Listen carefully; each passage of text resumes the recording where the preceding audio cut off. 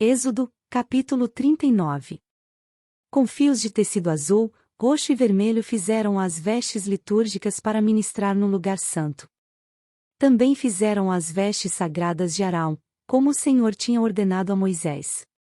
Fez o colete sacerdotal de linho fino trançado e de fios de ouro e de fios de tecidos azul, roxo e vermelho.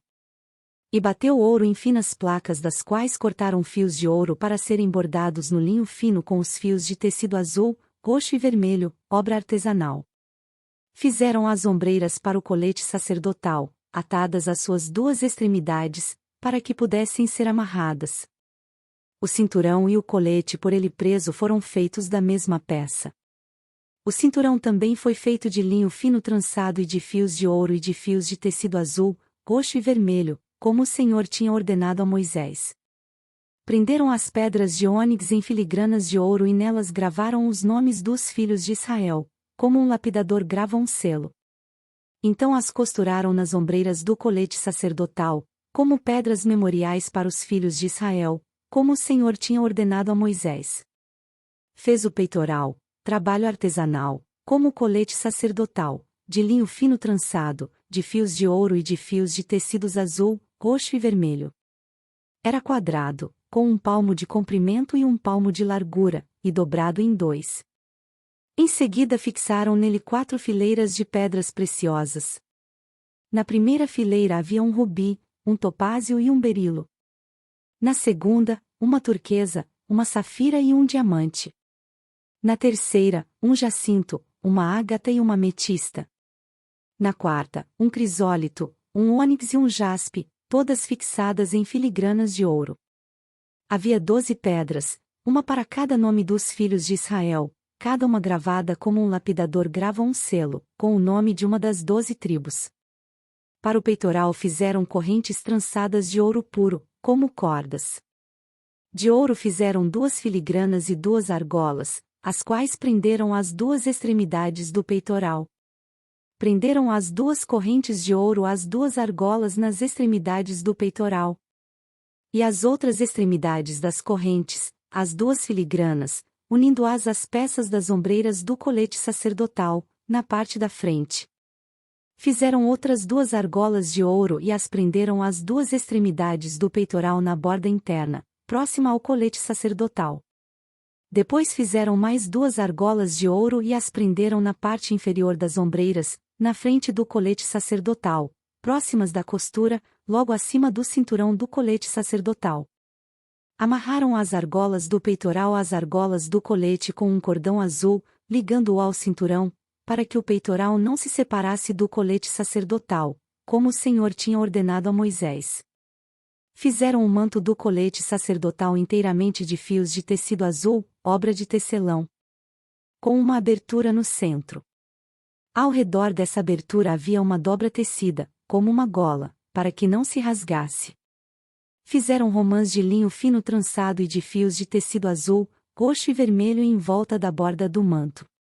Fizeram ainda pequenos sinos de ouro puro, atando-os em volta da borda, entre as romãs. Os sinos e as romãs se alternavam por toda a borda do manto. Tudo feito para ser usado ao se ministrar, como o Senhor tinha ordenado a Moisés. Para Arão e seus filhos fizeram de linho fino as túnicas, obra de tecelão. O turbante, os gorros e os calções, de linho fino trançado. O cinturão também era de linho fino trançado e de fios de tecido azul, roxo e vermelho, obra de bordador, como o Senhor tinha ordenado a Moisés. Fizeram de ouro puro o diadema sagrado, e gravaram nele como se grava um selo, consagrado ao Senhor. Depois usaram um cordão azul para prendê-lo na parte de cima do turbante, como o Senhor tinha ordenado a Moisés. Assim foi encerrada toda a obra do tabernáculo, a tenda do encontro. Os israelitas fizeram tudo conforme o Senhor tinha ordenado a Moisés. Então trouxeram o tabernáculo a Moisés, a tenda e todos os seus utensílios, os ganchos, as molduras, os travessões, as colunas e as bases. A cobertura de pele de carneiro tingida de vermelho, a cobertura de couro e o véu protetor. A arca da aliança com as suas varas e a tampa. A mesa com todos os seus utensílios e os pães da presença. o candelabro de ouro puro com a sua fileira de lâmpadas e todos os seus utensílios e o óleo para iluminação.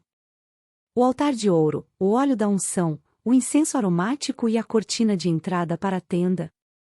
O altar de bronze com a sua grelha, as suas varas e todos os seus utensílios, a bacia e a sua base.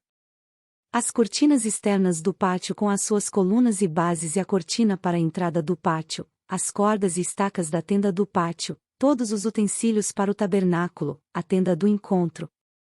E as vestes litúrgicas para ministrar no lugar santo, tanto as vestes sagradas para Arão, o sacerdote, como as vestes de seus filhos, para quando servissem como sacerdotes. Os israelitas fizeram todo o trabalho conforme o Senhor tinha ordenado a Moisés. Moisés inspecionou a obra e viu que tinham feito tudo como o Senhor tinha ordenado. Então Moisés os abençoou. Êxodo, capítulo 40. Disse o Senhor a Moisés: Arme o tabernáculo, a tenda do encontro, no primeiro dia do primeiro mês. Coloque nele a arca da aliança e proteja-a com o véu. Traga a mesa e arrume sobre ela tudo o que lhe pertence. Depois traga o candelabro e coloque as suas lâmpadas. Ponha o altar de ouro para o incenso diante da arca da aliança e pendure a cortina na entrada do tabernáculo. Coloque o altar dos holocaustos em frente da entrada do tabernáculo, da tenda do encontro. Ponha a bacia entre a tenda do encontro e o altar, e encha-a de água. Arme ao seu redor o pátio e coloque a cortina na entrada do pátio. Unja com o óleo da unção o tabernáculo e tudo o que nele há, consagre-o juntamente com tudo o que lhe pertence, e ele será sagrado. Depois unja o altar dos holocaustos e todos os seus utensílios, consagre o altar, e ele será santíssimo. Unja também a bacia com a sua base e consagre-a. Traga Arão e seus filhos à entrada da tenda do encontro e mande-o se lavar. Vista depois Arão com as vestes sagradas, unja-o e consagre-o para que me sirva como sacerdote. Traga os filhos dele e vista-os com túnicas.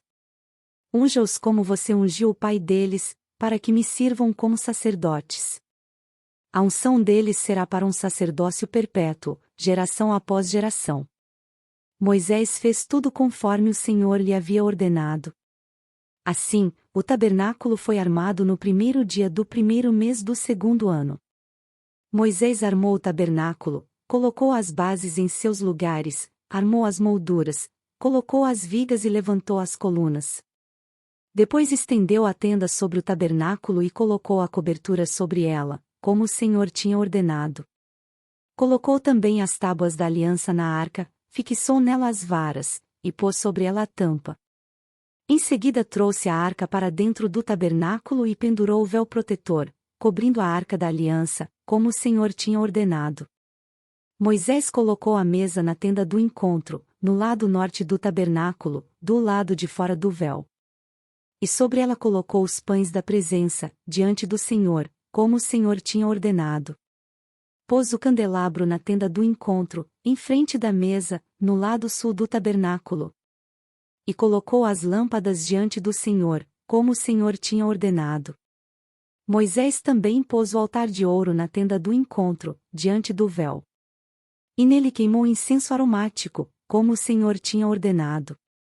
Pôs também a cortina à entrada do tabernáculo. Montou o altar de holocaustos à entrada do tabernáculo, a tenda do encontro, e sobre ele ofereceu holocaustos e ofertas de cereal, como o Senhor tinha ordenado. Colocou a bacia entre a tenda do encontro e o altar, e encheu-a de água. Moisés, Arão e os filhos deste usavam-na para lavar as mãos e os pés.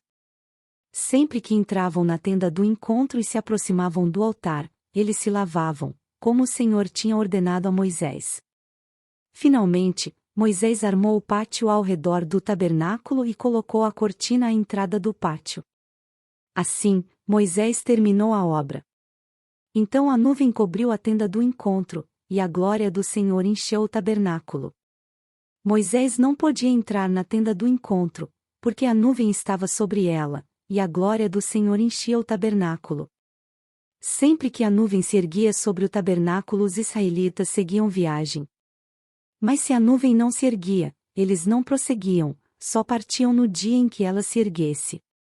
De dia a nuvem do Senhor ficava sobre o tabernáculo, e de noite havia fogo na nuvem, à vista de toda a nação de Israel, em todas as suas viagens.